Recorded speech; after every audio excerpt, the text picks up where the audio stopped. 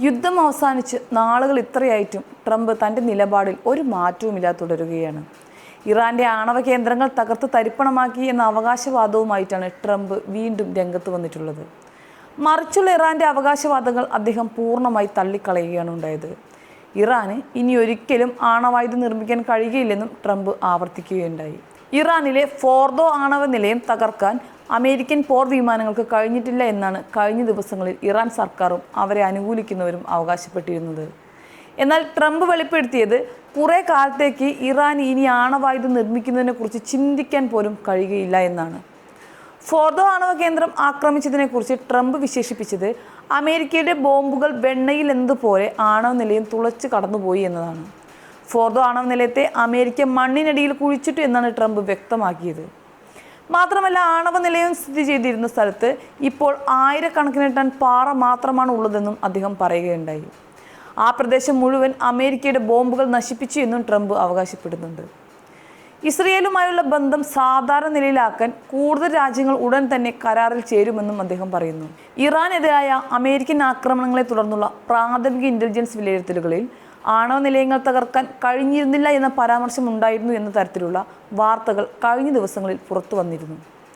അമേരിക്കയുടെ ബങ്കർ ബ്ലസ്റ്റർ ബോംബുകൾക്ക് ഭൂമിക്കടിയിൽ സ്ഥിതി ചെയ്യുന്ന ഇറാന്റെ ഫോർദോ ആണവ നിലയം തകർക്കാൻ കഴിഞ്ഞില്ല എന്ന തരത്തിലുള്ള വാർത്തകൾ അമേരിക്കയിൽ തന്നെ പ്രചരിച്ചത് ട്രംപിന് കനത്ത തിരിച്ചടിയായി മാറിയിരുന്നു.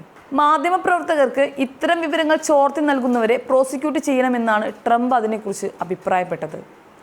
ദേശീയ സുരക്ഷയെ മുൻനിർത്തി ഇത്തരം റിപ്പോർട്ടുകൾ മാധ്യമങ്ങൾ ഒരു കാരണവശാലും നൽകാൻ പാടില്ലെന്നും അമേരിക്കൻ പ്രസിഡന്റ് ചൂണ്ടിക്കാട്ടുകയുണ്ടായി. അമേരിക്ക ആക്രമിക്കുന്നതിന് മുൻപ് തന്നെ ഫോർദോ നിലയത്തിൽ ഉണ്ടായിരുന്ന സമ്പുഷ്ടമായ യുറേനിയം നീക്കം ചെയ്തിട്ടില്ലെന്നും ട്രംപ് തറപ്പിച്ചു പറഞ്ഞിട്ടുണ്ട്. ഇക്കാര്യം അത്ര എളുപ്പത്തിൽ ചെയ്യാൻ പറ്റുന്ന ഒരു കാര്യമല്ലെന്ന കാര്യം ചൂണ്ടിക്കാട്ടിയ ട്രംപ് ഇത്തരത്തിൽ യുറേനിയം നീക്കം ചെയ്യുന്നത് അപകടം സൃഷ്ടിക്കുമെന്നും വാദിക്കുന്നുണ്ട്. കൂടാതെ അമേരിക്ക ഫോർദോ നിലയം ആക്രമിക്കുന്ന കാര്യം ഇറാന് കൃത്യമായി അറിയില്ലായിരുന്നു എന്നും ട്രംപ് അഭിപ്രായപ്പെടുകയുണ്ടായി. അതേസമയം ട്രംപിനും ഇസ്രയേൽ പ്രധാനമന്ത്രി ബെഞ്ചമിൻ നെതന്യാഹുവിനുമെതിരെ ഫത്വ പുറപ്പെടുവിച്ചിരിക്കുകയാണ് ഇറാനിലെ ഉന്നത പുരോഹിതന്മാർ. ഇപ്പോൾ ദൈവത്തിന്റെ ശത്രുക്കൾ എന്ന് വിശേഷിപ്പിച്ചാണ് ട്രംപിനും നെതന്യാഹുവിനുമെതിരെ ഫത്വ പുറത്തിറക്കിയിരിക്കുന്നത്. ഇറാനിലെ ഉന്നത ഷിയ പുരോഹിതൻ ഗ്രാൻഡ് ആയത്തുള്ള നാസർ മഗേരം ഷിരാസിയാണ് ഫത്വ പുറപ്പെടുവിച്ചിട്ടുള്ളത്.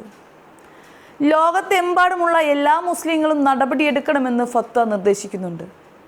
പരമോന്നത നേതാവിനെ ഭീഷണിപ്പെടുത്തുന്ന ഏതൊരു വ്യക്തിയെയും ഭരണകൂടത്തെയും മൊഹറേബ് ആയി കണക്കാക്കുന്നു എന്നാണ് ആയത്തുള്ള നാസർ മഗേരം ഷിരാസി പുറത്തിറക്കിയ ഫത്വയിൽ പറഞ്ഞിട്ടുള്ളത്. മൊഹറബ് എന്നാൽ ദൈവത്തിനെതിരെ യുദ്ധം ചെയ്യുന്ന ആൾ എന്നാണ്. ഇറാനിയൻ നിയമപ്രകാരം മൊഹറബ് എന്ന് തിരിച്ചറിയപ്പെടുന്നവർക്ക് വധശിക്ഷ, കുരിശിലേറ്റൽ, അവയവങ്ങൾ മുറിച്ചുമാറ്റൽ അല്ലെങ്കിൽ നാടുകടത്തൽ എന്നിവ നേരിടേണ്ടി വരുന്നതാണത്രേ.